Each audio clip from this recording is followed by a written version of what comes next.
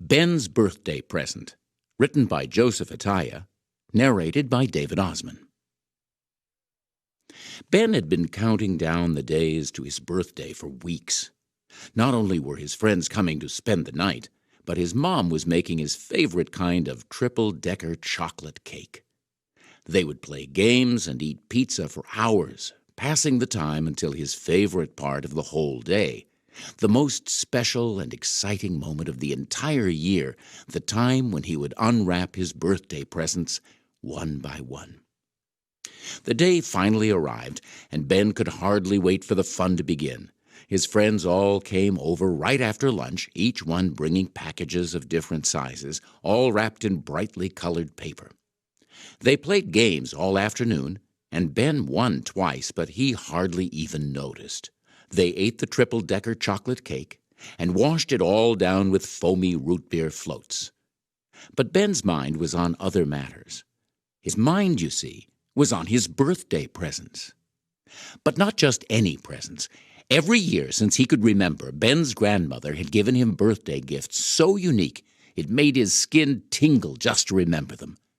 One year she gave him a tropical parrot that had traveled the world and could tell him anything he wanted to know. Another year she gave him a glass of delicious red juice that made him invisible for one day. What fun he had!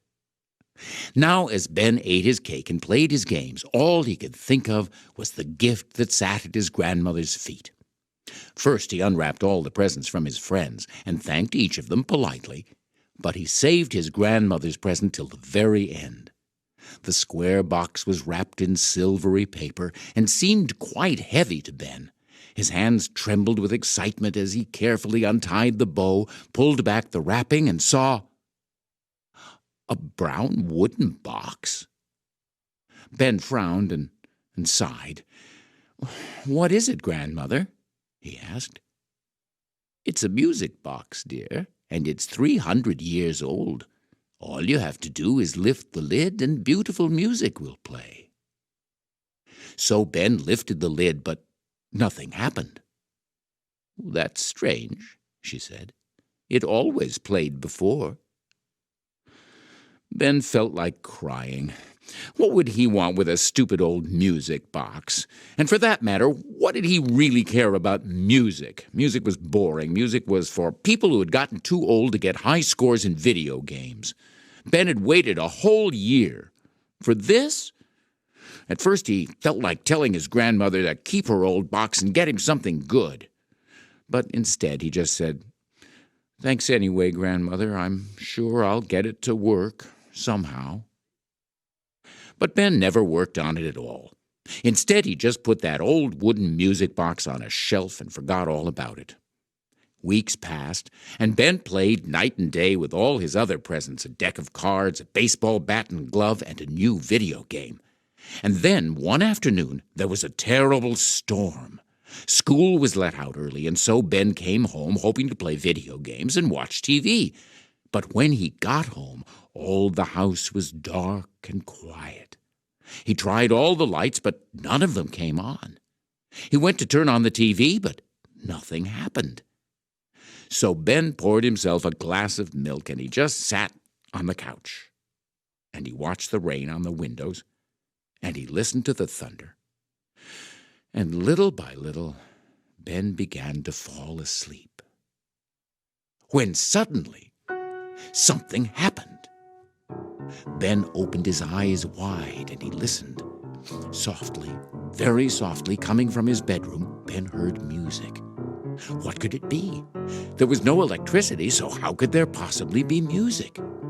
And then he remembered the old wooden box his grandmother had given him for his birthday, and he was relieved.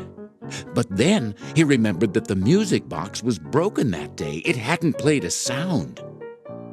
Ben slowly crept down the hall toward his room, wondering how music could possibly be coming from an old broken box on a day when there was no electricity. He reached the door to his room. The music was definitely there, coming softly through the door. What could it be? Ben wrapped his hand around the doorknob and slowly turned it. Opening the door, Ben looked in absolute astonishment. There, where his bed and his desk used to be, there was now an enormous room, almost a castle, with a ceiling a mile high, and the music was getting louder. Ben could hardly believe his eyes. He looked up, and then down at the ground, and then he let out a shriek, for there, where his feet used to be, now were two furry little paws. He felt a swoosh behind him and turned to see a long brown tail. He felt his nose wiggle and suddenly realized he was no longer a boy. He was a mouse. The bedroom door had vanished. He had nowhere to go. And then from the distance, Ben heard a thunderous roar. An enormous man came lumbering toward him, roaring like a lion and thumping an enormous broom. What could Ben do? He ran as fast as his little mouse legs could carry him, away from the broom, away from the giant man, away from the Hall of the Mountain King.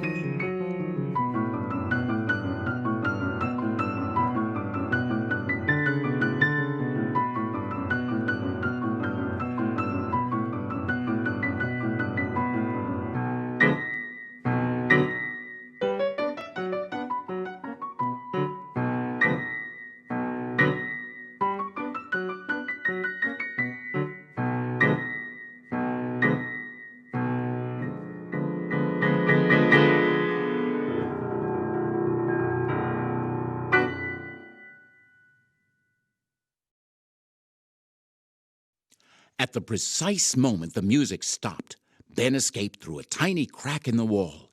But instead of hiding in the dark and catching his breath like he hoped, he found himself in a bright and crowded street. The air was hot and full of spices. Everywhere he looked, Ben saw dark-haired people in brightly colored clothing. He glanced and saw his reflection in a window. He was a boy again. Except now, he had a mustache and a bright red hat. What was going on? But before he could think another thought, he was swept away by 1,000 other men, all with mustaches and all wearing the same red hats. The music started to play again. Ben was awfully confused, but he did his best to follow the great dance in that brightly colored street, the dance of the Turkish March.